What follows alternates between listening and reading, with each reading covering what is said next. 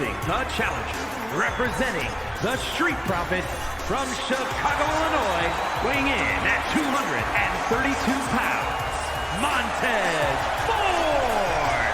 Of course, it still says representing the Street Profits there with Montez Ford, but the state of the Street Profits over the last couple of months has been a bit up in the air. Angelo Dawkins, the Intercontinental Champion, and sort of wanted to branch out on his own path, blaming the fans for saying that he would never make it as the star of the team, and that was always positioned to be Montez Ford. Tez himself disagreed with Dawkins' way of thinking, but they've had no issues together, but Dawkins has had issues with the fans, though as you can see, Montez Ford very much a fan favourite here tonight. But of course, when it comes to breaking up friendships over a thing like a championship, it's not just going to be you two with your eyes on the goal. There's going to be plenty more people on Raw that want to become the Intercontinental Champion, and there are not just 1, 2, 3 or 4, but 5 other men that want to get that title, including this man, who was the one who dropped it to Dawkins. And from Los Angeles, California, weighing in at 216 pounds, John Morrison! John Morrison sort of being, in the background, this whole thing, but he's still got his ticket to become the Intercontinental Champion. Him and Mustafa Ali had a triple threat match against Dawkins back in New Year's Revolution. Dawkins won that match. I don't believe Morrison had another shot to get his title back, which of course led to some issues between him and Mustafa Ali, and their friendship sort of also nearly falling apart over this championship. That's how much this title means to every single man in this match. But only one man here can leave tonight with the title. Which one will it be? Well, I say man. It's more like 6 men and a dragon. And from the past, weighing in at 275 pounds, Dakota Almighty. And of course, Zergus here. This is the first of 2 matches for him here at WrestleMania. Tomorrow night he will team with Humberto Carrillo to defend the Raw Tag Team Championships in the absence of Akira Tozawa. But tonight, he's got his heart set on singles gold. He could leave here a double champion if he puts his mind to it. And Montez Ford has been the thorn in the side of this man as well. Back when the Street Profits challenged Path of the Dragon at the Royal Rumble for the Raw Tag Team Championships.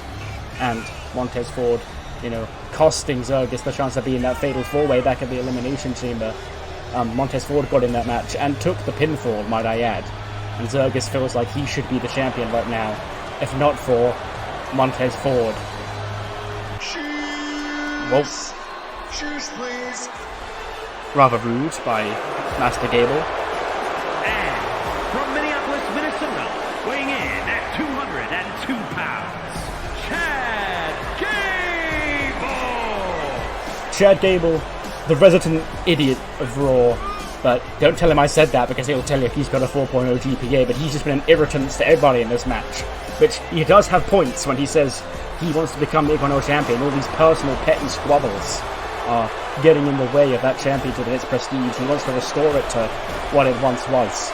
And as a workhorse on Raw, he hopes to become the Intercontinental Champion for the first time in his career, because that's a feat he's yet to achieve. Former Intercontinental Champion, former multi-time Tag Team Champion, never held the Intercontinental Championship. But this man, however, has.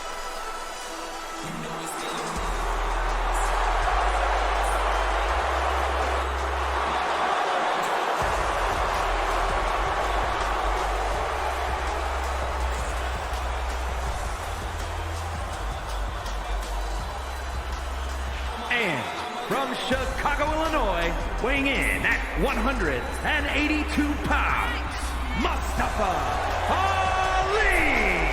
Mustafa Ali, former Intercontinental Champion, he was the one who lost it to John Morrison. He captured it back at Angel Gaza at SummerSlam, and he's been trying to get it back ever since that day. But here tonight, he's one of 7 men trying for that, but he does have ladder match experience, of course. But a lot of people in this match also have ladder match experience. Mustafa Ali, a WrestleMania veteran. He's, in his time here in WWE, stepped into the ring at WrestleMania with the likes of Triple H, John Cena, and Kurt Angle, all in the past 2 years. But tonight, he's got 6 men all vying for his back. But, he's overcome the odds before, and he should have overcome them again to once again capture that Intercontinental Championship. And speaking of people who want to become Intercontinental Champion, there's nobody in the entire company that might want that more than this man.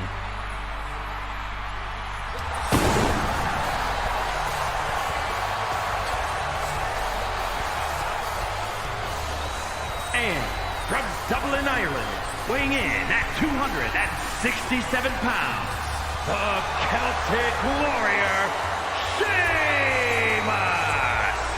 For the second year in a row, the Celtic Warrior makes his way down to the ring for a Scott Hall Memorial ladder match, looking to capture the Intercontinental Championship, the one title that's eluded him his entire career, for the first time on the grandest stage of them all. Last year he came up short. Cameron Grimes took home the gold that night, and Sheamus, I believe, the only recurring name in those ladder matches. He's the only person from last year's match to return into the match this year. That's how much he wants to be champion. But this man is the champion.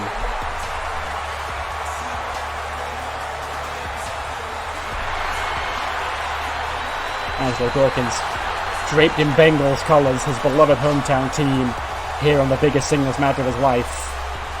Well, I say singles match, but match as a singles wrestler, a singles champion here in WWE. And representing the Street Profits from Cincinnati, Ohio, weighing in at 260 pounds, he is the WWE Intercontinental Champion, Angelo Dawkins!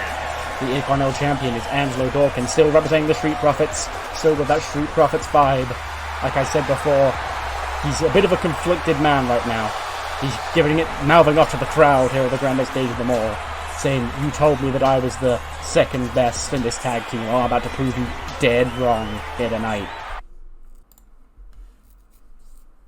85. Nice. Okay, so there is a lot of moving parts here. So, you've got Zergus and Sheamus, they do a lot of meat slapping. Ali and Morrison would do a lot of the high-flying spots, apart from one specific spot that I'll get to in a minute. Yeah, and Chad Gable, he's being Chad Gable, he's sort of like trying to avoid fighting, because he's a big brain boy. And at one point, we've got Angelo Dawkins, he's on a rile up on the outside. I imagine he hits probably Gable or something with a belly-to-belly on the outside. And then Zergus grabs him by the throat. He goes to chokeslam him through the table. But then Montez Ford hits Zergus from behind. Like, Zergus sort of collapses and Angelo Dawkins falls down on the table. And Tez, he looks at Angelo down on the table as a big-ass ladder at ringside. And the crowd's sort of like egging him on, going, "Come on, Tez, we want to see you hit that big frog splash off the ladder." Montez Ford, he ascends the ladder at ringside. And he sort of looks down at Angelo to sort of shake his head. He goes, "I'm sorry, Docs." And then he gets his WrestleMania moment. Big frog splash through off the ladder, through the announce table. That's the stunt bump I've had both of them men take. And then we also have in the ring after that wipes both of them men out. Zergus, he's going to be the guy that gets pinned under all the ladders on the outside. And then Sheamus, John Morrison, and Mustafa Ali fighting it out. Bro kick turns Ali inside out. And then some other stunt bump. I imagine Sheamus pushes a ladder over. Morrison falls off to the outside through a bridging ladder or something like that. And then Sheamus is all alone in the ring. He climbs the ladder. He grabs the IC title, ready to make his dream come true. But he's shoved off at the last second. And the boos echo around the arena as Chad Gable ascends and retrieves the Intercontinental Championship. Chad Gable is your new Intercontinental Champion. 80 for Angelo Dawkins, 79 for Montez Ford, 79 for Zergus the Mighty, 77 for Chad Gable, 80 for Sheamus, 80 for Mustafa Ali, and a 76 for John Morrison. So, fun fact about this. Gable was actually my third choice to win this match. Obviously, the first choice was Sheamus, the second choice was Montez Ford. they're both considered stars by the game, so I couldn't put the titles on them. So I had to give it to somebody well-known. Everybody else in this match was well-known, except them two. So they were the only two that couldn't win. And of the rest, Gable was my preferred option. So here we are. Chad Gable, Intercontinental Champion. And yes, that sure is to make some entertaining television over the next few weeks, months, however long he holds it. Years. Because he's a big brain boy, you'll see. I thank you. We then see Ari Sterling and the Booty Twins arriving backstage. He goes, "Yarg, we be at WrestleMania. You know, the pirates are out and we're looking for the booty. X marks the spot. And that treasure be somewhere in this be Raymond James Stadium." And then the Booty Twins are behind and go, "Oh my god, is that WWE Hall of Famer Snoop Dogg here for WrestleMania?" And he walks up and he goes, "Yo, check it for shizzle. You know, I hear WrestleMania's in Tampa. I gotta come make it see, you know. Cheer on my boy Riddle tomorrow night against Swerve. Cheer on my boy Rob Van Dam going into the Hall of Fame. Those my boys, you know, those my G's." And then we just hear him off camera. We just go, "Snoop!" And then the camera pans. We see Manny looking disgusted. He goes, "He was here. He's been here this whole time, Titus." And Titus goes, "Oh yeah. You know, how you holding up, Snoop?" He goes, "Yo, check it, you know. Titus World Records on the worldwide. You know, I'm coming in studio next month, you know, shoot my new shit. I hear you got some other guy that's making music for you now, for shizzle." And he goes, "Oh, I don't know if he's actually a member of Titus World Records, but, you know, he's teaming with us tomorrow night to try and, you know, save the universe, Snoop. We're trying to save the universe. And Titus said you were too busy, but here you are, right in front of my eyes. And then Dio sort of like pulls Manny away. He goes, "Come on, let's leave Snoop Dogg. We've got a match to prepare for." so Snoop was here this whole time. Manny is flabbergasted because Titus said Snoop Dogg would never be here. That's why they had to recruit Joe Hendry. But golly gosh, that rapscallion Snoop was here the whole time. What a ladder match that was to kick things off, and now we've got what could be the first of a very good or very bad night for Damage Control.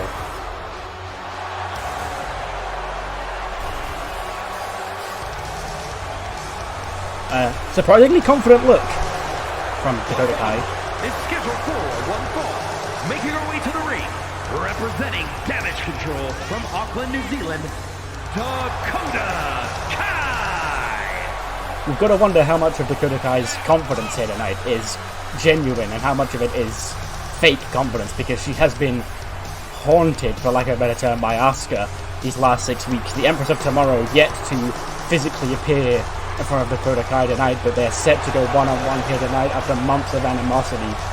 But Dakota, not backing down, looking to take it to Asuka. You know, they have had many confrontations in the past. Dakota Kai is actually undefeated at WrestleMania,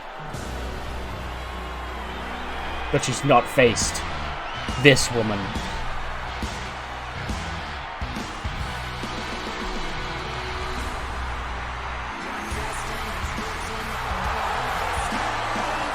There she is. And from Osaka, Japan, Asuka! And if you remember, the last time we saw Asuka was in the Royal Rumble. She was eliminated by Dakota Kai that night. But this is a very different Asuka to the one we saw eliminated in that Royal Rumble match. This Asuka looks more dangerous than ever. This Asuka looks ready for war here tonight.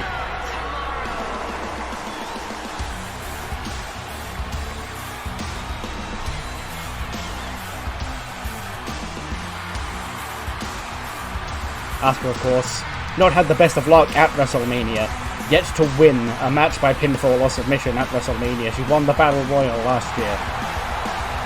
But tonight, she's got a chance to rewrite the start of her story. And a solid reset for, oh my goodness, the mask, the paint, everything focused for war here tonight.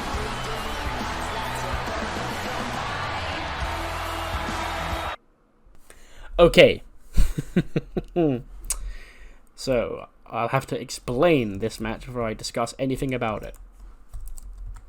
You know, we get the entrances, Dakota faking confidence, I guess, is the best way to describe it. And then we finally see Asuka in the flesh. She's been tormenting Dakota for months, you know, with this mask that we've seen on the screen about 1 million times. She's got it on her head. The entire entrance is done with the mask on. Now she takes the jacket off and then the bell rings. Oh, no, the bell doesn't ring yet, sorry. She takes the jacket off and Dakota starts laughing at her. Then she takes the mask off and we finally get the big reveal of the new face paint. Been saving that specific moment for here. That's why Asuka's not physically been on screen. And Dakota, of course, is shooketh at the sight of the murder clown. And then the bell rings. Asuka mists Dakota in the face. Smack twats her with a big spin kick. And gets the pin in about 11 seconds. So the match gets a 70 because that's the cap for matches that short. But yes, one of the shortest matches in WrestleMania history. Asuka is back. And this dream day that Damage Control have been hoping for tonight, because they're all wrestling tonight, hasn't exactly got off to its best start. You could say, putting it lightly. 73 for Dakota Kai, 87 for Asuka. And yes, the murder clown has officially arrived. And she's actually going to do some murdering instead of having, you know, competitive matches against Chelsea Green. We then get the Pirates backstage again, and they go, "Yarg, so Snoop Dogg not be having the treasure we be looking for, but this here Pirate Mania we not be leaving tonight without booty." And then we hear, "Ahem." In walks Bobby Fish. He goes, "Pardon my interruption, but I'm watching you dressed up as a pirate here at WrestleMania, trying to make a big WrestleMania moment by looking like a pirate. You know, where are my manners? Hi, Bobby Fish. Okay, and I'm simply gonna say that you're wasting your time with these two booty twins idiots. Because I see potential here, you know, a pirate and a fish. Fish hook. You tell me that doesn't sound like gold tag team? Where's the lie?" And he goes, "Arg, I do not know where the lie be, but do you know where the booty be?" And then Fish goes, "Behind you." And then, "No, that be the booty twins. They harbor for the booty fish." And Bobby Fish goes, "Well, okay, well, if you find the lie, let me know. And if I find the booty, I'll let you know, okay? Fish hook on the case." And then he walks off. And he goes, "Yarg, that guy be asshole."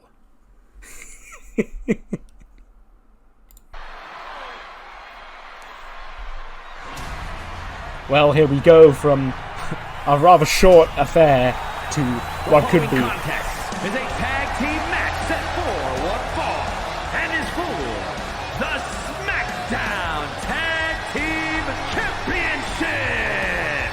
Introducing the challengers. First, from Lucerne, Switzerland, weighing in at 232 pounds, Caesar O. As I was saying, from one match that was a rather short affair for one match that will promises to be far from that. Cesaro and Daniel Bryan have been going to war with the Cyclone in recent weeks, having some of the most incredible matches we've seen on SmackDown all year in the build-up to this here tonight for the SmackDown Tag Team Championships. Daniel Bryan and Cesaro look to challenge and wrestle the gold away from the champions Bronson Reed and Ricochet, who've held the belts since December, winning them at High Voltage, Rumble Limit Breakers, and DIY in a three-way ladder match. And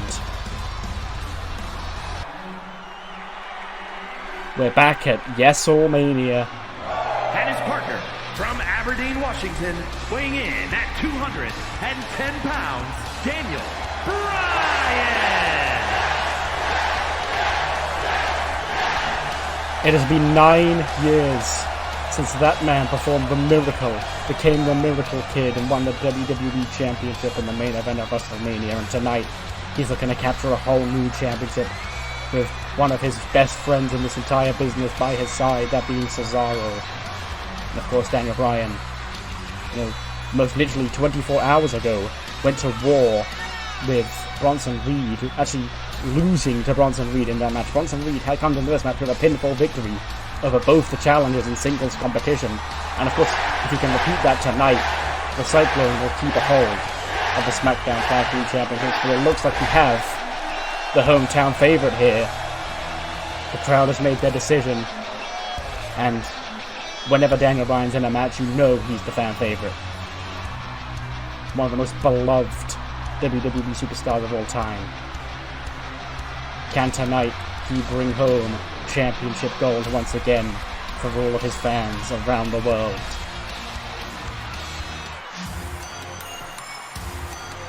But the competition, they're the champions for a reason. It's not going to be easy.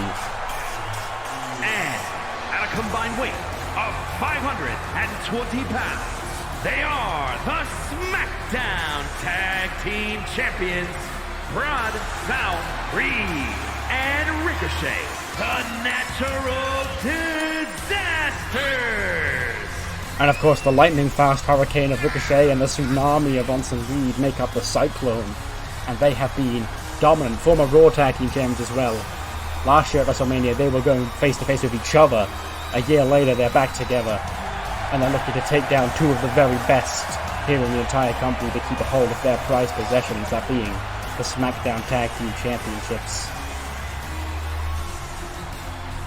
Of course, Bronson Reed, the bigger threat in this match. He did beat both Cesaro and Daniel Bryan in the lead-up to this thing here tonight. So, you've got to wonder, if you are Daniel Bryan and Cesaro, you're going to want to keep him out of the ring for as long as you can. Not that Ricochet's a weak link by any means, but 93. I knew this match would get in the 90s, so I was content to let it go. 22 minutes, 38 seconds.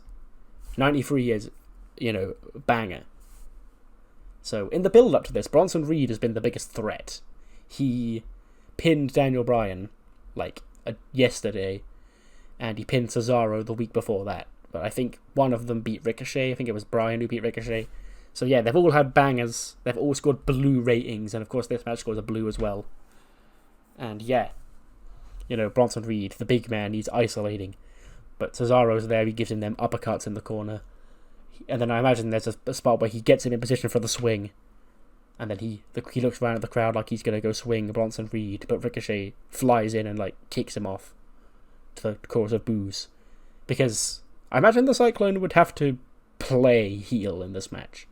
Because there's two babyface teams, so I imagine one of them would have to be heels by proxy. And I imagine that would be Ricochet and Bronson Reed. And there'd be a spot, Ricochet would come flying in, Cesaro would catch him with an uppercut. Bronson Reed would go charging in. Cesaro would scoop him up, and he'd finally hit that swing. He'd start swinging the big man around for however long he can. I know he'd be able to do it. I don't know how long for. But then once he stops swinging, he turns it into the sharpshooter. And Bronson Reed's he's trying to resist tapping out, and then Bryan comes in while he's in the sharpshooter and locks him in the crossface. And the combined effort of the two finishers is too much. And the fake boy submits. And we get new SmackDown Tag Team Champions, Daniel Bryan and Cesaro. 95 for Bronson Reed, 95 for Ricochet, 94 for Daniel Bryan, and 87 for Cesaro. So, last year, Cesaro came up short in his quest to become the World Heavyweight Champion, but he has won gold here tonight, alongside Daniel Bryan. Then after the match, the belts are brought into the ring. I imagine Ricochet and Bronson Reed take the belts and hand them over, Bryan and Cesaro. And they shake hands, because these are still two babyface teams. Then Ricochet and Bronson Reed leave to let Cesaro and Bryan celebrate their win. We then cut back to Snoop. And Snoop, she goes, chick at WrestleMania, we're vibing here. And then he bumps into RVD. And he goes, yo, so sup, dude? That's my guy, Snoop Dogg. But hey, after the show, me and Jew, we're gonna, get it on. And Snoop goes, yo, no, for shizzle, but, me and Jew, we're vibing, but, I got a friend that I kind of want to bring with me, too. And then Riddle scoots and he goes, sup, bro? Okay, so, I know, I can't be getting too too turned because, like, I've got a match tomorrow night, bro. But you're telling me a WrestleMania party with you two? I've gotta be there, bro. That sounds awesome, bro. And they all sort of share a weird handshake. Funny weed humor at WrestleMania. You love it.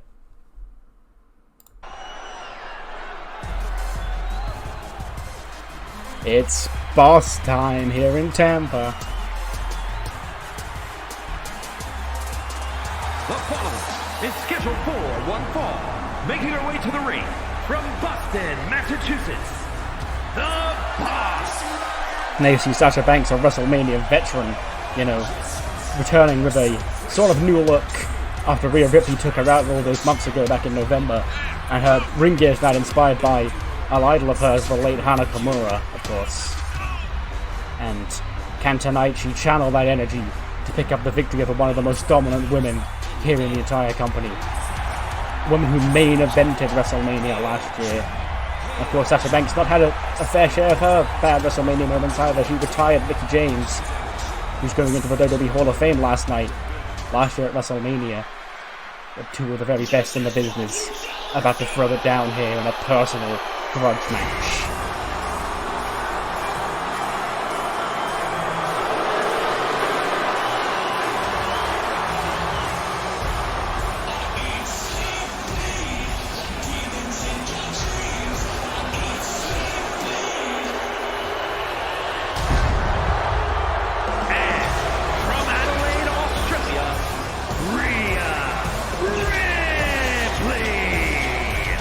Ripley, you know, dominated everybody on Raw. You name them, she's beaten them. Becky Lynch, Charlotte Flair, Nova Nebula, even Sasha Banks herself already. But tonight she steps into the ring with a more focused boss than ever before. After Rhea Ripley tried to end her career not once but twice. First back in November, and then last month in the Elimination Chamber. Sasha scored back stronger than ever, and she's looking to get revenge against the Nightmare here tonight.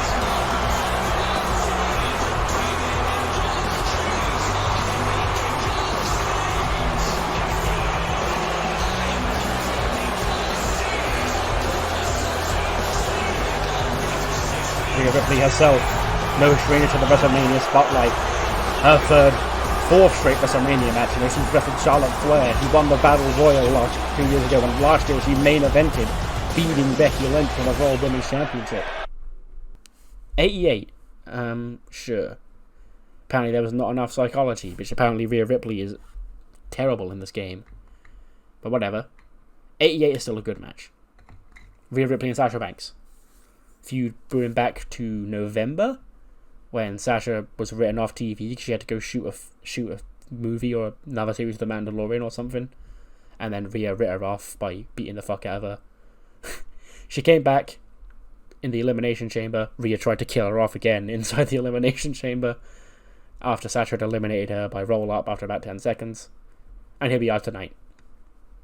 And I imagine this match would be, you know, I can imagine it like cruiserweight versus heavyweight, I guess, for lack of a better term. Like powerhouse versus smaller person. It's like the perfect match. And Sasha would be flying about, bumping for Rhea. And Rhea would hit big boots and shit. Sasha would sell him like death. Sasha would lock in the crossface. Rhea would power out.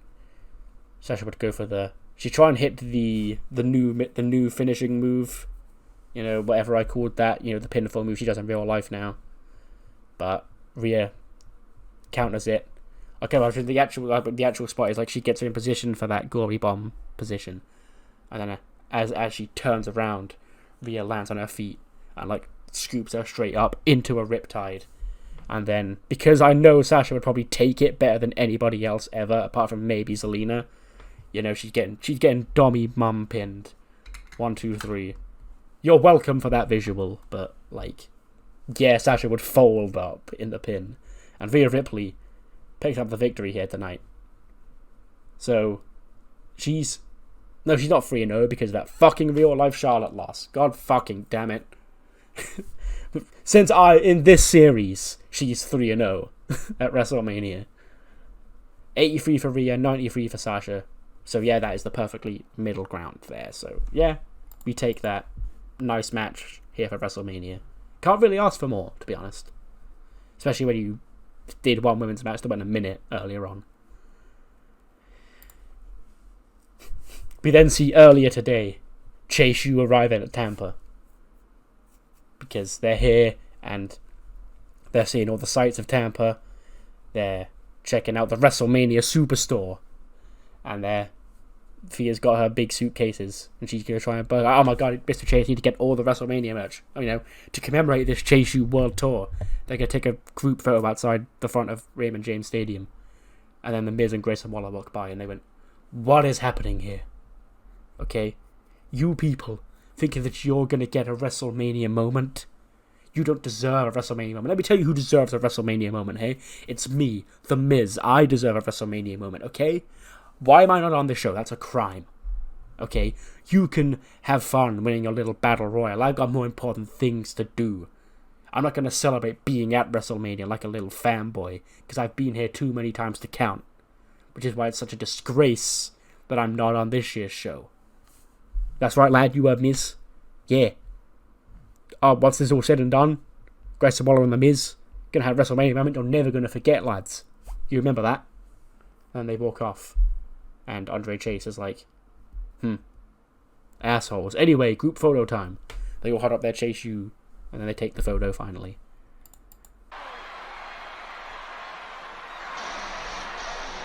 Ladies and gentlemen, KO Mania 6 is upon us. But this time, the spotlight's shared with another man. The following contest is a tag team match set for one fall. Introducing first, from Marieville, Quebec, Canada, weighing in at 266 pounds, Kevin Owens! Now, Kevin Owens, of course, no stranger to betraying a friend in the past. That's exactly how we got here tonight. Him and Adam Cole were friends. When Adam Cole's insecurities got the better of him, Kevin Owens left for personal ventures last year, and Adam Cole took that as a betrayal of his trust, forming this group of himself, Bobby Roode, and the Fritz brothers, known as the Paragon here on SmackDown. Been undefeated since forming in WWE, and he's vowed to take down who he calls the traitorous rat bastard that is Kevin Owens. But when it comes to people who have been betrayed by KO, nobody can relate more than this man.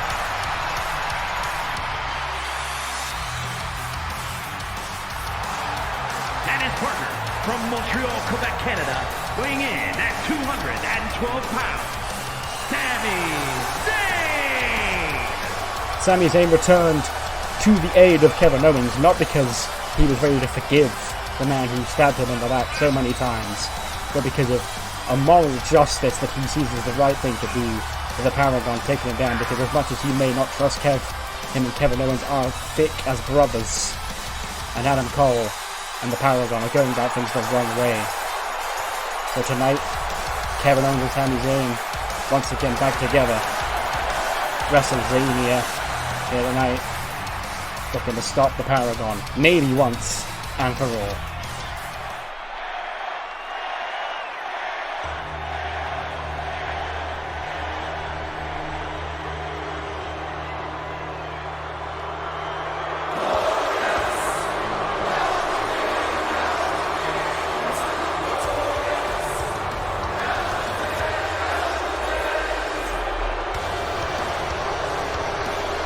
Now this man, Robert Roode, Adam Cole's right-hand man here in the Paragon.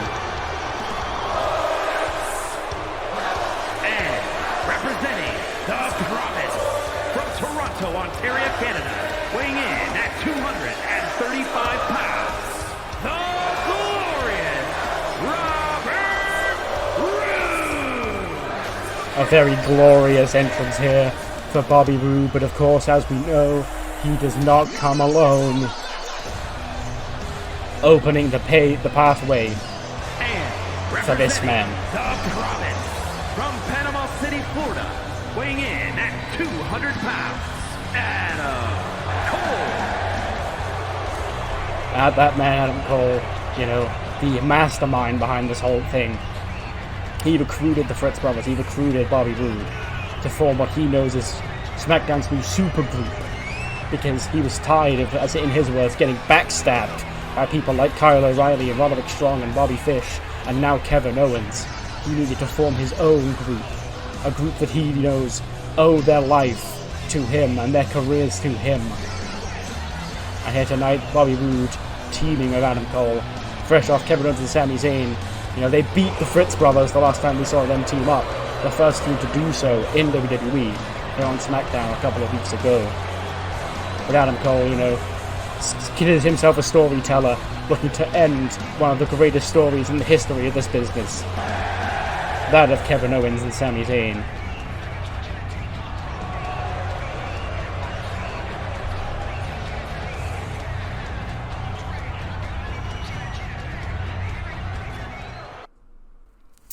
'86, another blue-rated match that you can't really, you know, 85 to 90 range is, you know, perfectly acceptable for these mid-card WrestleMania matches.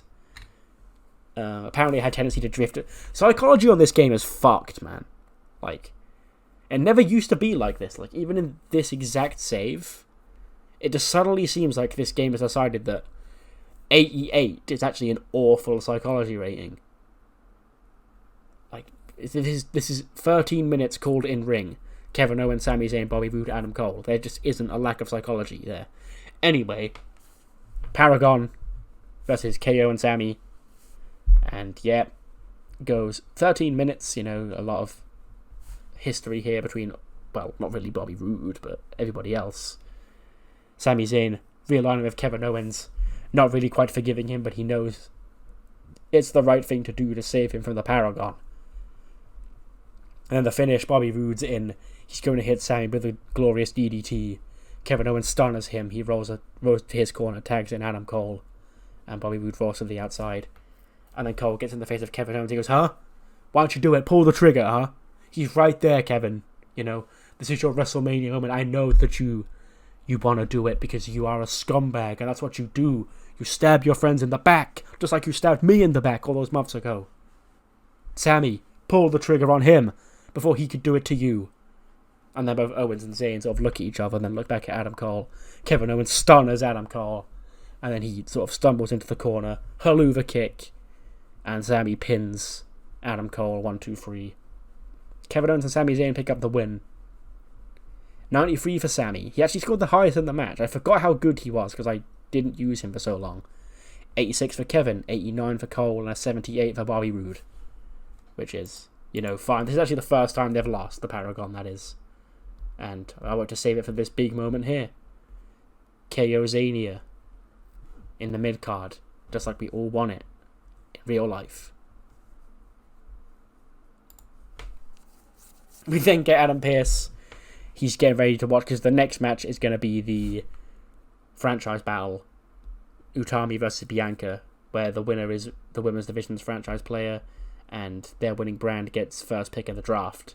Then Alexa just walks in, sits next to him. And he goes, hey. She goes, sup? He goes, haven't you got a match to prepare for tomorrow night? And she goes, yes, I'm already prepared for it. Like, it's Tatum. Like, I'm going to win. Okay, so first I'm going to watch my girl win for my brand, Supremacy. And then when I'm still GM come next week and come the draft, it'll be important for me to go first. So Bianca's going to pull through. Pearce goes, yeah, whatever you say.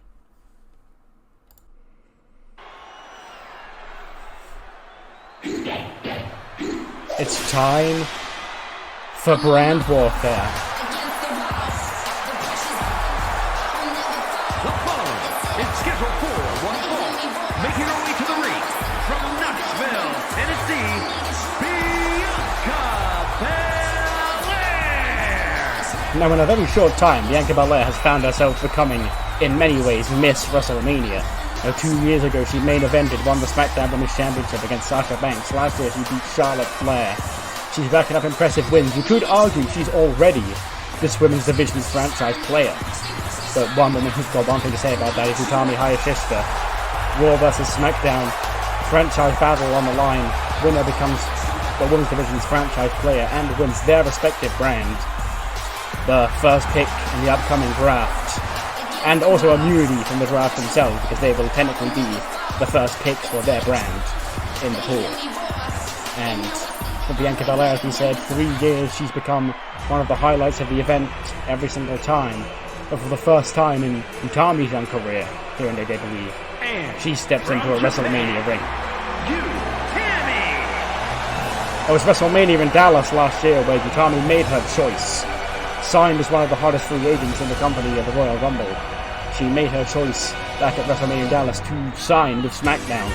Has stayed on the SmackDown brand ever since. Been one of its top stars. Been within touching distance of the SmackDown Women's Championship many times. So, in many ways, is an invaluable part of the Blue Brand's roster. And tonight, she could do her brand a favour and win them the priority order in the draft and name herself the franchise player here in the women's division in WWE.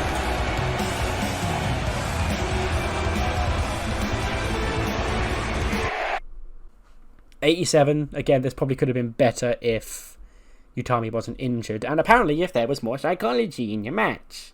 Fuck me. Yeah, this one is a lengthy. This goes 17:26. And it's hard hitting, you know. I've made sure to, in the build up towards this, make sure that it's come across that these two are going to hit each other hard. Bianca with her hair whip as well as her fists. And Utami with any limb she can get her hands on, really. And it was last year, actually, that Utami made her big choice about going to SmackDown. And a year later, here she is fighting to become the franchise player for the brand. And it's a big battle, slugging it out at the end. And in the end, Bianca Belair does put Utami down with the KOD to score the win. 85 for Utami, even with the injury. You know, that's still really good. And 88 for Bianca Belair. So a big WrestleMania win for Bianca. She is now officially the franchise player of the WWE Women's Division. And I guess, like with Drew McIntyre 2 years ago, she's now locked to Raw. She's been tagged, you know, do not steal. And will be exempt from the draft because she'll be a Raw star by default as its franchise player of the Women's Division. But after the match, handshake, you know, imagine red marks on both women's bodies. Utami offers her hand out, Bianca shakes it, and then they raise each other's arms. And yeah, nice moment after a physical bout. We then see R.V. Sterling and the Booty Twins back again. And there you go, he like stops all of a sudden, he goes, "Yarg! Booty!" And the camera pans across, and there's a box of Booty-O's just chilling on one of the little crates backstage. And then Biggie goes, no, it's Booty-O's, okay? You know, they've been around here for a while, you know, you probably had some by now, but they're here to get us hyped, get us in the spirit for our big Tornado tag team match later on tonight. The Power of Positivity, the New Day, running wild here at WrestleMania, Tampa, Florida, my hometown. And Kofi goes, yeah, that's right, they're going to put a stomping on them Revolution bombs and show the world that the New Day still rocks. And then you'll walk off. And then Ari just looked and he goes, "Yarg, you be leaving your booty behind." And then Woods goes, "It's okay, you can keep it." So, the Booty-O's box, not quite the booty that R.E. Sterling was hoping for. But he's having a lot of pirate shenanigans here tonight because Kyrie's on tomorrow. So, we get a pirate on each day. But first, hype segment. Brock Lesnar versus Warden.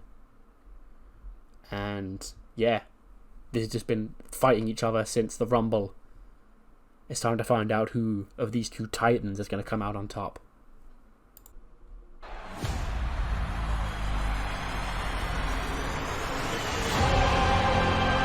It's time, batten down the hatches. The following contest is scheduled for one fall.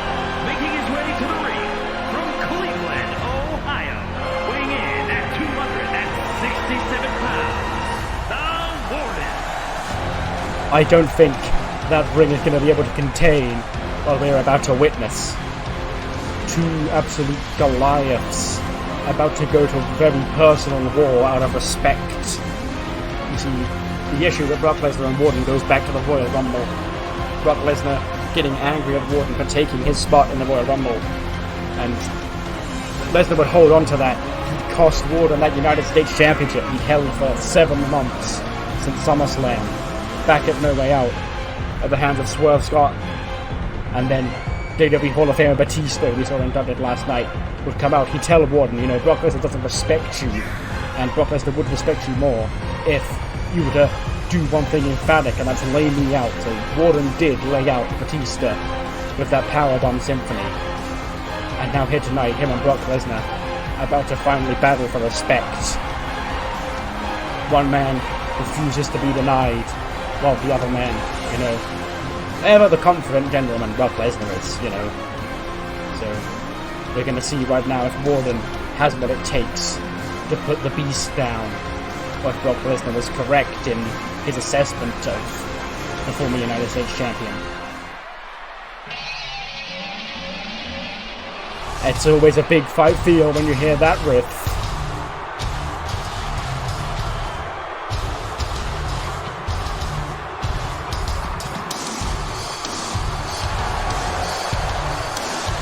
The Beast is in Tampa.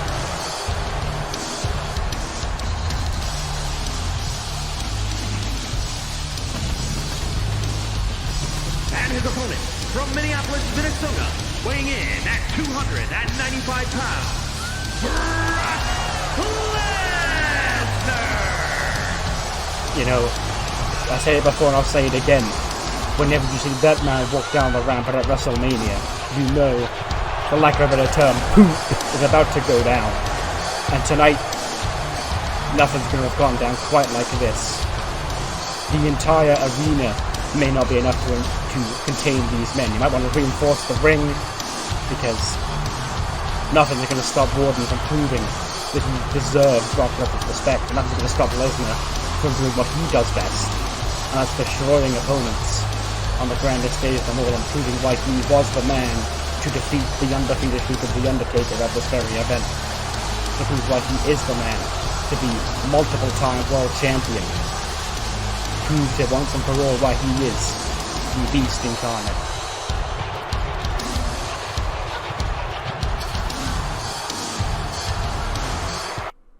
$76? Eh?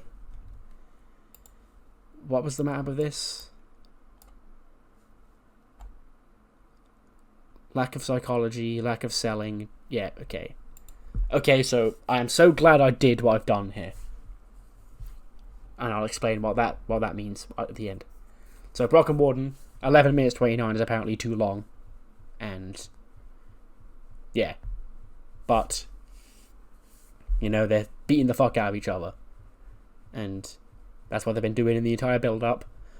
And they've rebuilt the announce table that Angelo Dawkins got Frog Splash through, and Brock Lesnar would F5 Warden through the announce table, but he'd get back in on the count of 9. And then Warden would go, he'd get Brock in position for a powerbomb. And Brock once again would go low on Warden without the referee noticing. But this time Warden doesn't flinch. And Brock sort of looks up confused, like, what the fuck? Because Warden's cupped up. You know, none of those dumb baby faces here tonight on this show. Warden is cupped up. He then tosses the cup to the floor, picks Brock up for a powerbomb, finally nails that powerbomb on Brock Lesnar. And then the crowd's chanting for more. They want one more time, one more time. Warden picks him up again. Second powerbomb. Straps come down. Warden screams. Third powerbomb. Foot on Brock Lesnar's chest as Warden flexes. And he gets the 1, 2, 3. 78 for Warden, 95 for Brock Lesnar.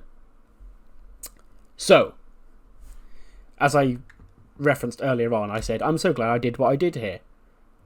Originally, Brock Lesnar was going to win this match. And the play was going to be Warden wouldn't be cupped up in that world. Brock would hit him with a low blow and then F5 him and pin him. And that would be a whole arc that would lead to Mania next year, where I was going to do Warden Lesnar 2, and Warden was going to beat Brock for a world title.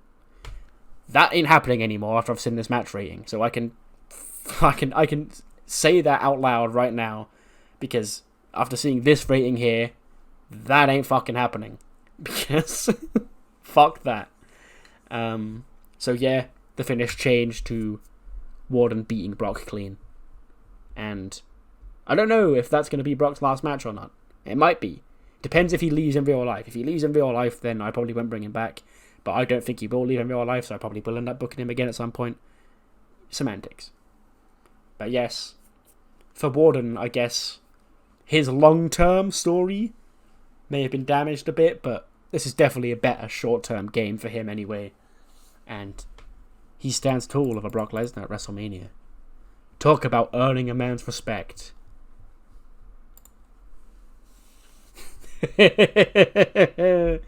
Oh boy, oh boy, oh boy. Right. Chase U make their way out to the ring. You know? And Andre Chase goes, listen here, Thea, Haley, come on. You did good in that Battle Royal earlier on tonight. Sure, you didn't last very long, but, you know, there's always next year, there's always room to grow. You could say that Battle Royal was a true teachable moment. So now, with WWE's end of semester upon us, it's time for Chase U to take a look and reflect on what a year it's been for the university. We've learned some important lessons over the past few months. Learned how to apply the correct sharpshooter. You've learned about the history of professional wrestling. You've learned all about the history of WrestleMania. And of course, who could forget the most important lesson we learnt back at the dungeon?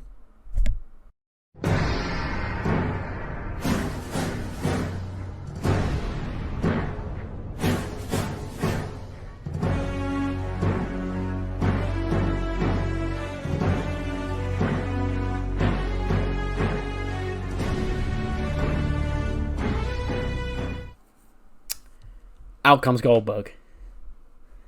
And he gets into the ring, and like Thea is tapping, and he goes, Mr. Chase, that's him. And he goes, so I hear that you've got some advice about me. Huh? Well, listen up, boy. It's WrestleMania. And I'm looking for a WrestleMania moment.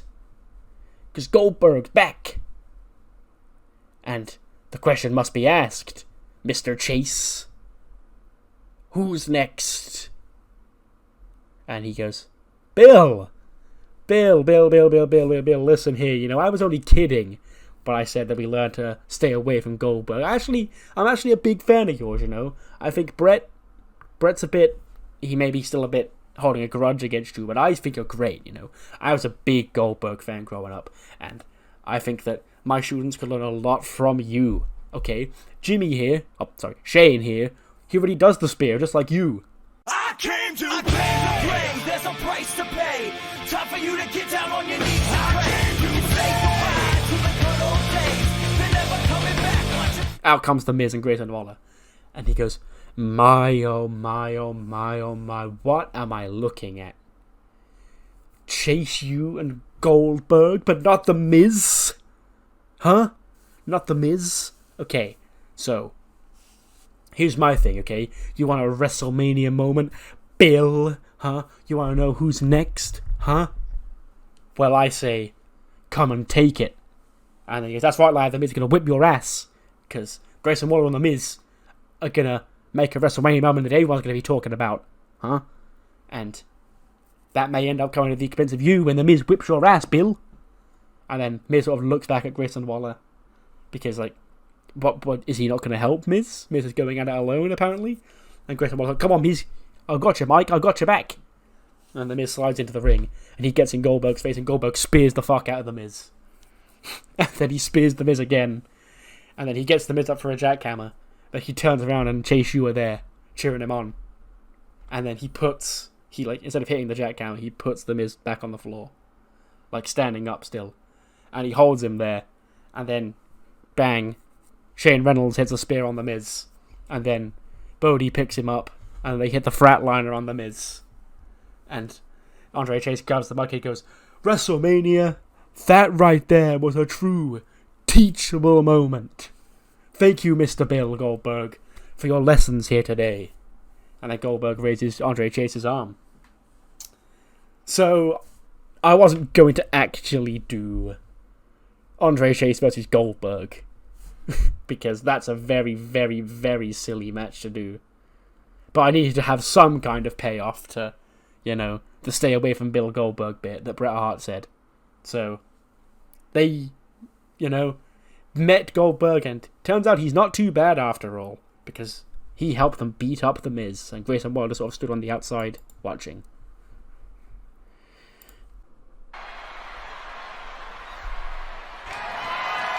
The following contest is scheduled for one fall and is for the WWE Women's National Championship. For the first time ever, the Women's Liberty Championship being defended on the grandest stage of them all. And speaking of first time ever on the grandest stage of them all, that brings us to this match. Introducing the challenger from Laredo, Texas, Roxanne Perez. A lot of history being made here tonight with this one. The first ever Liberty Championship match at WrestleMania. And the first ever WrestleMania match of both Roxanne Perez and Cora Jade. And this also will go down as the youngest ever singles match in the history of WrestleMania at a combined 43 years of age. That's all. These two women are about to go down and prove why they are the future of the SmackDown Women's division. And of course that woman, Roxanne Perez, former best friend of Cora Jade, turned arch rival, stepped in once Cora was attacking both women's idol, that being AJ Lee, and said, "What are you doing, that's your hero." And Cora fighting for justice here tonight. And now we wait for... Where is Cora? Is she gonna show up? Where is she? Oh, I see. Okay. Mind games it is. Okay. And you've got to think that maybe she's got some nerves coming into this because of what we saw earlier on tonight. That being Dakota Kai's very quick defeat at the hands of Asuka. And introducing the champion, representing Damage Control from Chicago, Illinois, she is the WWE Women's National Champion, Cora Jade. As I was saying, Dakota Kai beaten in short order by Asuka earlier on tonight. That does not set a good tone for Damage Control here tonight. All three women in action here tonight. We'll see Bayley later on tonight in the main event. But Cora Jade making her WrestleMania debut here tonight, looking to take down her former best friend Roxanne Perez to keep a hold of the Liberty Championship. Only the second ever Women's Liberty Champion is Cora Jade. She beat Shotzi for the belt back in October of last year. And it's being defended for the first time here tonight in Tampa on the grandest stage of them all.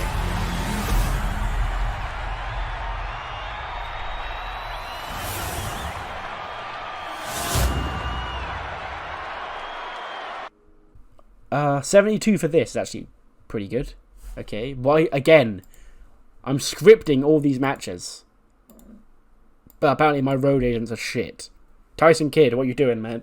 Come on.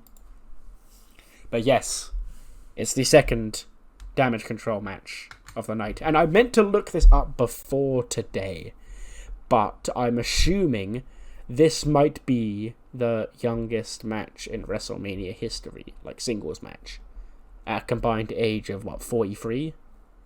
Like, there are people on the card older than that.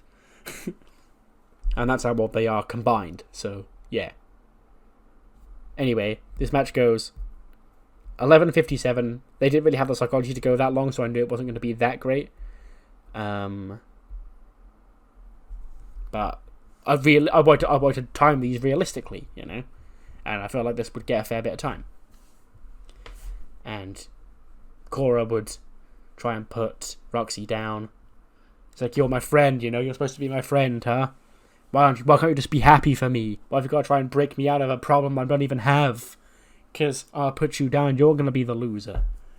And then Cora goes up top, she goes to hit that diving senton. Roxy rolls out of the way. Pop rocks. And she scores the 1, 2, 3. And we have a new Liberty champion here at WrestleMania. Roxy Perez in 11:57. 76 for Cora, 65 for Roxy. That's actually not too much of a difference considering their difference in pop. And she's got a nice, strong connection with the young female demographic, which, understandable. But yes, the third ever Liberty Champion has been crowned. Roxy Perez, here tonight at WrestleMania. Her WrestleMania debut, aged just 21. And she's won a championship. The sky is truly the limit for the Prodigy. And for those keeping track at home, Damage Control now 0-2 here tonight. It's now time for the WWE Hall of Fame class of 2023. And what a lineup we've got for you here tonight, starting, of course, with Rob Van Dam. You also have the Rougeau brothers. We have Andy Kaufman, Mickey James, and Batista.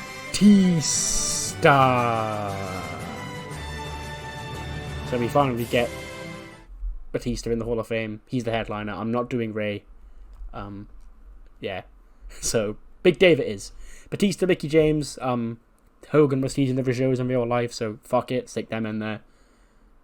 Who else the fuck I say? Rob Van Dam, didn't put him in, but real WWE did, so yeah, get him in.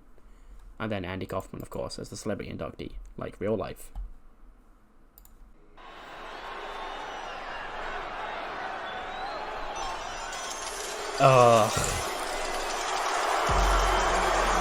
This, the first of two big paydays for Baron Corbin.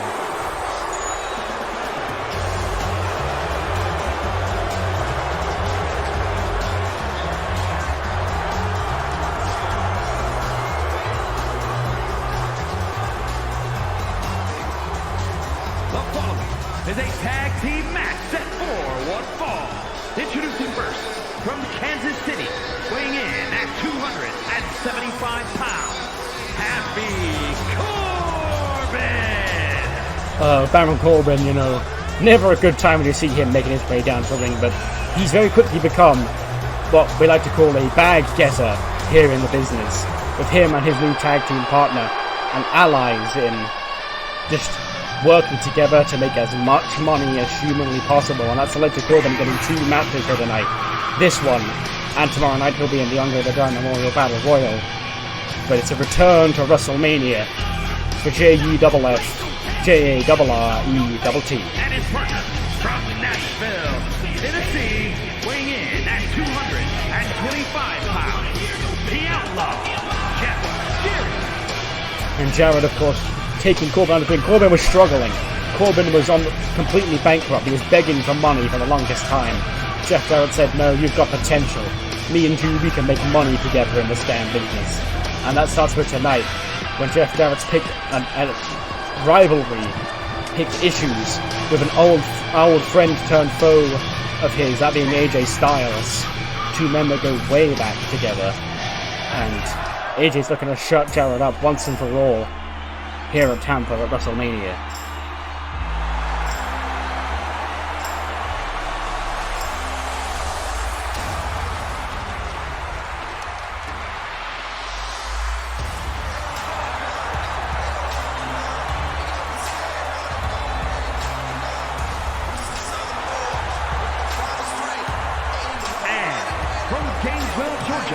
Weighing in at 218 pounds, the phenomenal AJ Styles! And AJ Styles in many WrestleMania appearances for that man now. But tonight, he's in tag team action with one of his former allies, Finn Balor, you know, 2 men with the very same background, back in Japan. And that's what bonded them here tonight as they work together. Gallows and Anderson not here tonight. By their side, they're going to go it alone. The 2 former leaders of the club back here together, looking to stop Baron Corbin and Jeff Jarrett here at WrestleMania. And of course, as we said before, AJ Styles has history going back decades with Double J. But for Finn Balor, he's fighting by the side of the man who helped him into WWE.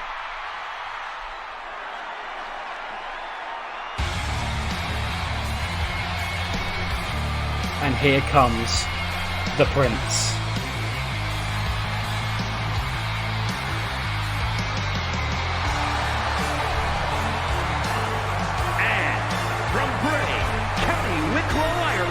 Weighing in at 190 pounds, Finn Balor!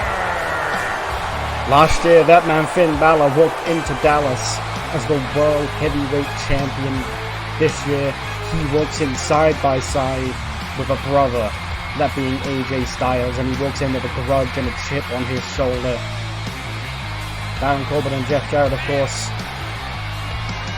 But thanks to the hands of Jeff Jarrett, Baron Corbin assaulted Finn Balor back at the Elimination Chamber. Their scheduled match never got going.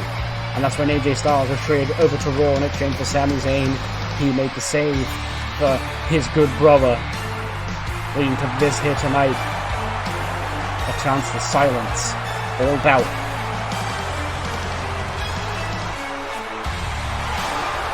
Tampa throwing their hands up in the air for the Prince.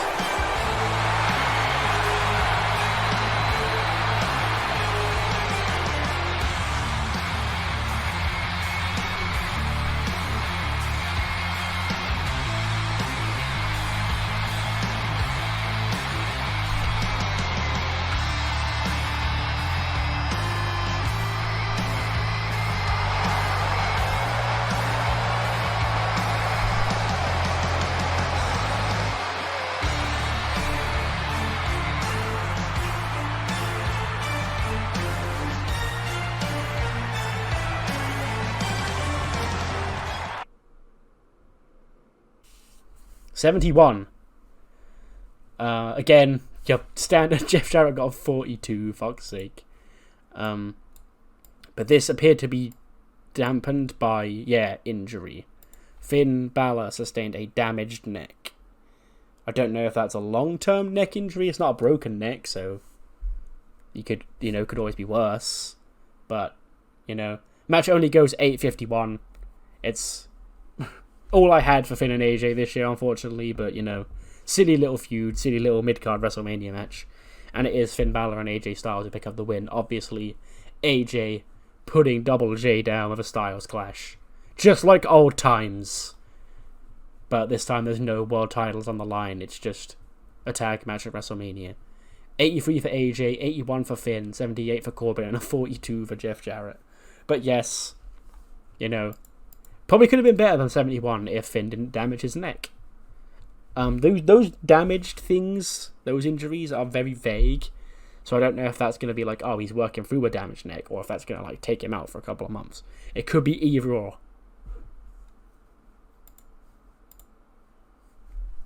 But now, primed and ready, the hype video for Dolph Ziggler versus Logan Paul.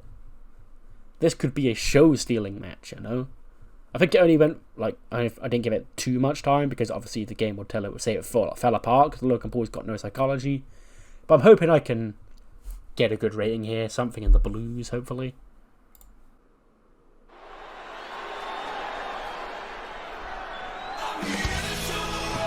It's finally time for Dolph Ziggler, after 15 years. It's scheduled for one fall, making his way to the ring, representing the Judgment Day. From Hollywood, Florida, weighing in at 218 pounds, Dolph Ziggler! This is the first time in his entire career that Dolph Ziggler makes his way down to the ring at WrestleMania in front of a live crowd for a singles match. And what an opponent to do it against him. It's also the first time that his opponent Logan Paul will be doing that same feat. A man who says that he's better than Dolph Ziggler. He's eclipsed everything Dolph Ziggler ever did in just a year here in WWE, while Ziggler's past it. He's been there for 15 years and not accomplished half the stuff Logan Paul has. And could it finally be time for Ziggler to secure a WrestleMania moment? Or will the Maverick prove that he is just that good? And his opponent from Cleveland, Ohio, weighing in at 185 Logan Paul made a splash back in the Royal Rumble. He made a surprise return in the Royal Rumble. He eliminated Dolph Ziggler from that match. And now he's done nothing but disrespect the show off in the months since. And of course, both men out here alone tonight. No entourage flanking Logan Paul. No grand jury for Dolph Ziggler. It's just going to be Paul and Ziggler one-on-one, so we can really truly find out which of these two men, these two Clevelanders, is the best. Logan Paul's first WrestleMania here. Made his in-ring debut back at SummerSlam, I believe. And he's been very impressive in his short time here. Even as much as you hate to admit it, you've got to admit one thing. This man right here, Logan Paul, is good. Okay, 90. And there's actually no psychology ding, so Dolph Ziggler and Nene Takahashi did a good job here. Because she was the road agent, and Dolph Ziggler carried the match because he's got the 80 psych to Logan Paul's like 40. But yes, Dolph Ziggler finally in front of a live crowd in a singles WrestleMania match, here to show the world playing. Logan Paul also making his singles WrestleMania debut in front of a live crowd. But also, let's not forget, Dolph Ziggler never won a match at WrestleMania. And Logan Paul is his first match at WrestleMania. So, someone's getting their first win here at WrestleMania tonight. And Logan Paul, he claims he's been one step ahead of Dolph Ziggler. He claims he's better than Dolph Ziggler now. Even though Dolph Ziggler's been doing this for like 15 years. And in the end, Logan's going for like frog splashes, all sorts of shit. He hits that buckshot lariat, and he gets a near fall. He gets a 2 count. And then Logan, he sees the end. He's going for a second buckshot. He calls Dolph Ziggler to his feet. He hops over the top rope, and then as he lands on his feet to roll through for the buckshot, he's bashed with a super kick. To the floor he falls. And Ziggler gets all fired up. He throws the bandana off his head into the crowd. And then when Logan Paul gets back to his feet, he eats a second super kick. And Ziggler falls and gets the 1, 2, 3. A great moment for Dolph Ziggler here tonight. Finally getting a WrestleMania victory in front of crowds. And yeah, a long time coming for Ziggler. And it came against Logan Paul in a 90 rated match. But he got the job done. Ziggler defeats Logan Paul at WrestleMania. Speaking of bangers, this I was gonna say this could be anywhere from 90 to 99, but then as soon as I didn't want to say that because then the game will just go 84. But I'm feeling like this could be match of the night. It's the Fatal 4-Way for the World Heavyweight Championship. Gunther, Pete Dunne, Ilja Dragunov, Dudley Davis. Who's going to leave with the World Heavyweight Championship? It's time for some World Championship action here at WrestleMania Night 1. The following contest is a Fatal 4-Way match and is for the World Heavyweight Championship. Introducing the challenger from Dudley, England, weighing in at 175 pounds, the Superstar. Now that man Dudley Davis, one of 3 men in this match who really owes a lot of their career here in WWE to William Regal. You can see he's still got the Regal Coalition coloured scarf around his neck. Which is why when Gunther did what he did, powerbombing William Regal through the table all those months ago, he made 3 enemies that he didn't want to make. And tonight, he couldn't decide which one of the 3 would be going to WrestleMania here. And so Gunther said, bring them all on.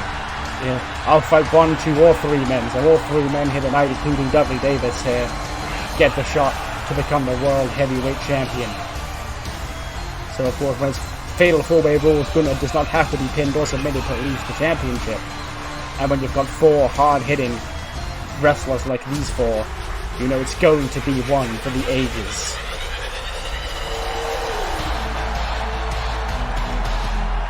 And introducing the challenger from Birmingham, England, weighing in at 205 pounds, the Superstar. And now for Pete Dunne, he was originally, I guess, considered the main star of the Regal Coalition.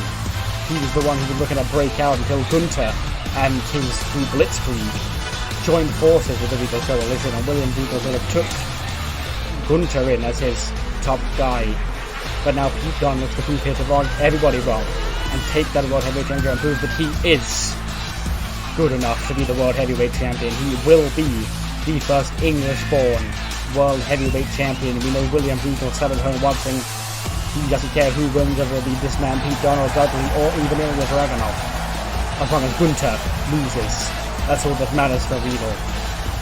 And you could say the same thing for Pete Dunne and Dudley Davis, but they've already made it abundantly clear they will attack each other and lay each other out if needs to an end to become the world champion. And Regal, of course, the villain that he is, wouldn't have it any other way.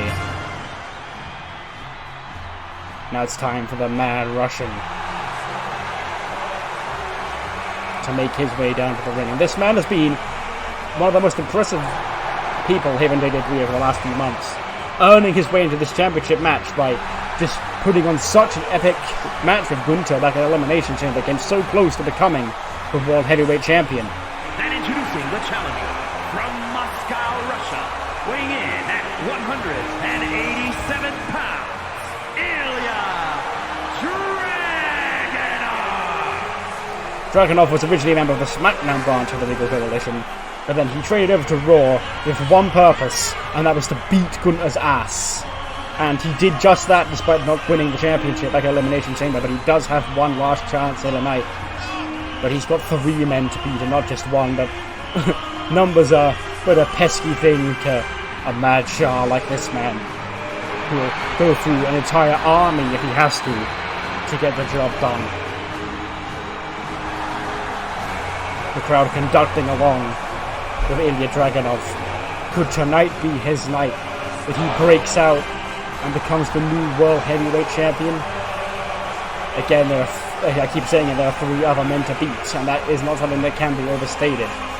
Because you could think you have the match done, you could have Gunther beat with one of those torpedo Moscows, but as long as Dudley Davis or Pete Dunne are there to break it up, you don't become the World Heavyweight Champion. And for Gunther's sake, he better hope that doesn't happen, because he could lose the championship in the very same way without being pinned.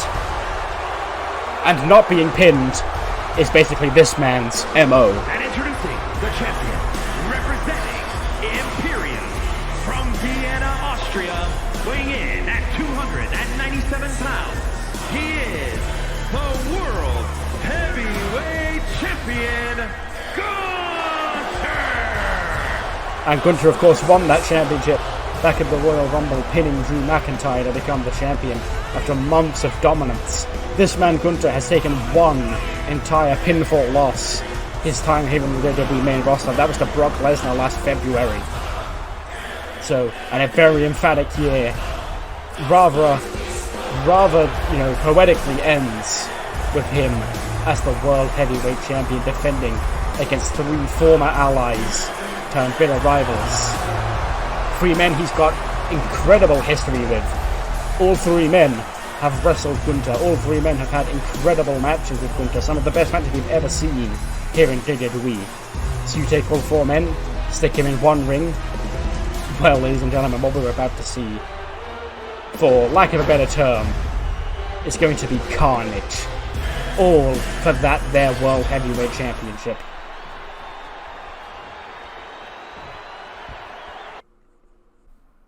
$96, okay, yep. Realistically, ratings-wise, I knew this should have been the main event, but I'd talked myself into putting Bayley and Candice on last, because then, Bayley, last horsewoman to get the main event, Rumble winners, main eventing. Anyway, yeah. The show will still get a good rating because I paid for, the most expensive set and band and celebrity, so it's fine.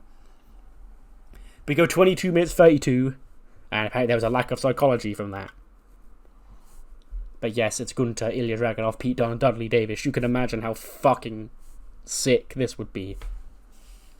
And a lot of big spots, one spot I specifically, what I want to do is Dudley bouncing off the top rope for that Dudley device. He does that springboard off the top, and then as he turns around, Dragunov flies in with the torpedo Moscow. But that only gets... Well, that doesn't get a 2. Dudley's fucked from that, but, like, Pete Dunne breaks it up or some shit. And, of course, another spot, Gunther's going to go to chop Pete Dunne. And then Pete Dunne's just going to take it. He's going to get fired up. He's going to grab Gunther's hand as he pulls it back. He's going to snap them fingers. He's going to hit Gunther with a bitter end. And he's going to have the champion pinned. 1, 2, and then Ilja Dragunov flies in off screen. Breaks up the pin. Then another spot, of course. Ilja going for a torpedo Moscow on the champion. Chopped out of midair. Pete Dunne stiff strikes with Dudley Davis. We get to redo the fucking awesome airplane spin spot from their match at TakeOver. And then he's going to turn Pete Dunne inside out with that Dudley device lariat. And then Gunther's going to fly in with that leaping double drop kick he does. And just rattles the fuck out of Dudley in the corner. And then he's going to hit that chop. And then that last symphony finish to retain the World Heavyweight Championship. In 12:32, Gunther pins Dudley Davis to keep a hold of the gold. 96 for Gunther, 90 for Ilja Dragunov, 84 for Pete Dunne, and 83 for Dudley Davis. Yes. So, this whole time when I've known that this was the Mania match, I've been imagining this would be a fucking fire-ass match. This was back when it was a triple threat. This was back before Ilja Kofi'd his way into this match by cooking so much on Raw. But unfortunately, the result was never in doubt. The Ring General continues to reign supreme over Raw. We then get, because there's the pirate ship in Raymond James Stadium. Ari Sterling and the Booty Twins are on top of the pirate ship and they go, "Yarg! Can I have ye landlubber's attention? It not be the booty we were looking for, but we have the honor to announce the attendance for tonight's WrestleMania 39 are a sold-out 88,000.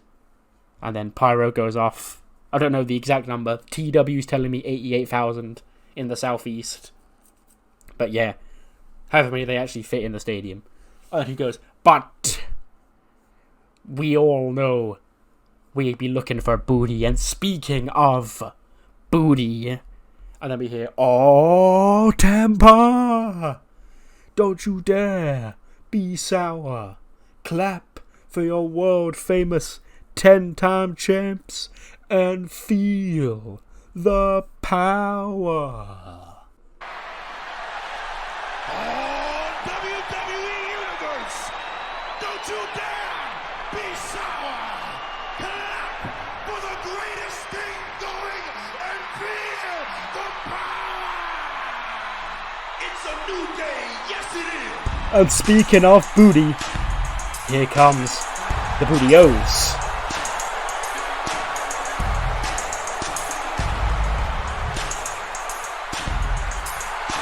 Always a good fight when you see the New Day. The following is a 6-man tag team match. On the way to the ring, at a combined weight of 702 pounds. Big E, Xavier Woods, and Kofi Kingston, the New Day. Of course, Big E last year became the World Heavyweight Champion at this very event. But this year, he got a very different grudge. He's teaming with his best friends, the entire New Day, back together for a 6-man tornado tag team match here tonight against 3 rookies who are looking to take their spot on the throne here in WWE.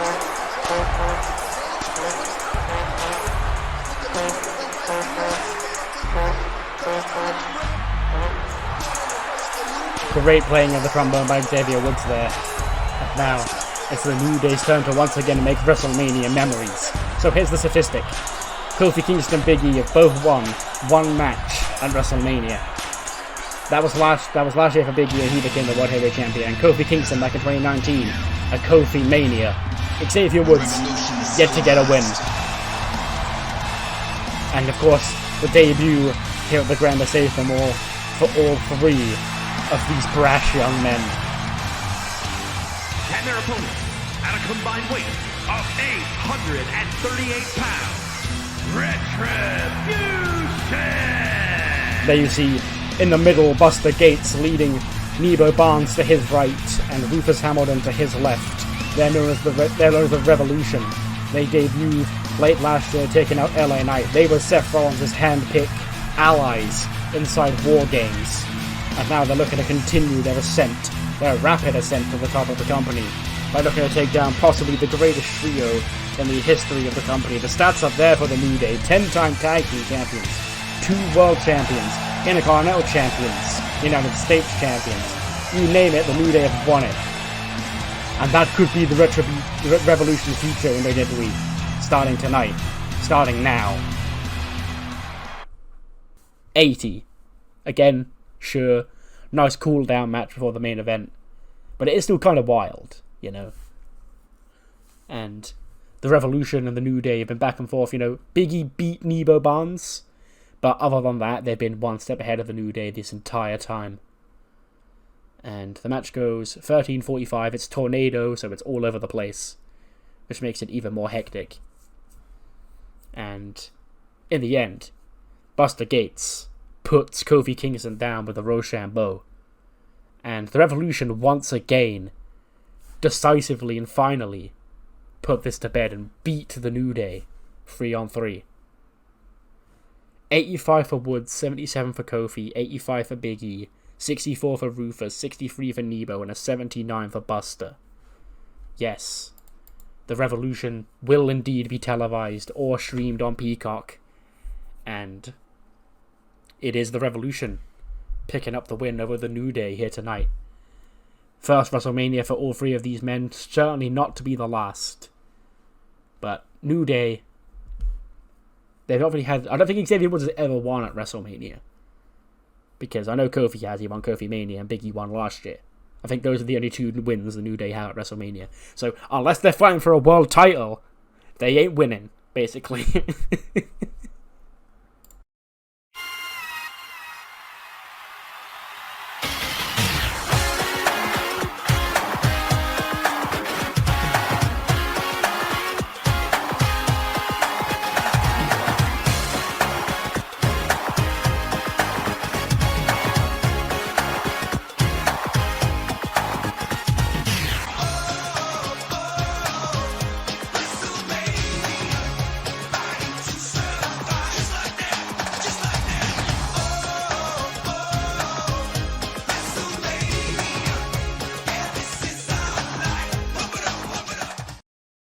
But now it's time.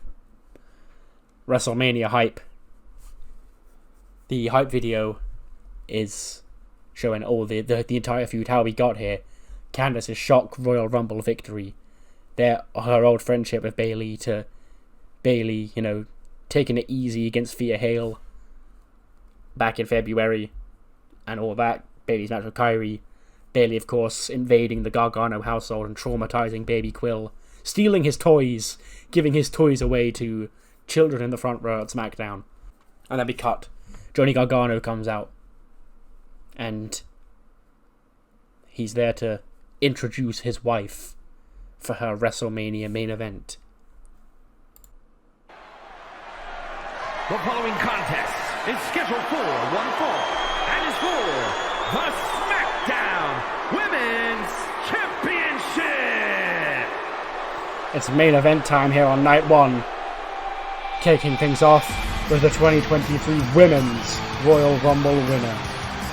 A woman who never thought she'd see the day she'd be main eventing WrestleMania. Introducing the challenger from Riverside, California, Caldwell. Candice LeRae overcame all the odds back in the Royal Rumble, last eliminating Nova Nebula to win on the match and punch her ticket against her old friend Bayley at WrestleMania. And of course the story to get here had its twists and turns, you know, including Bayley invading the Gargano household, attacking Candice LeRae in front of her young baby, selling that baby's toys in the front row, Bayley doing whatever she could to get in the head of Candice LeRae, including faking a falling out with the other members of Damage Control in order to get the jump on Candice just 24 hours ago. So you've got to wonder if she's coming into this match at full health after that beating in the hands of Cora Jade, Dakota Kai, and Bayley on SmackDown. But Candice LeRae, she's never one to give up. She's got the heart, the same heart that her husband Johnny Gargano had all these years, and we're about to see it on full display as she main events the grandest stage of them all. And speaking of main eventing for the first time, Bayley is about to finally join her cohorts on top Mount Olympus here in WWE.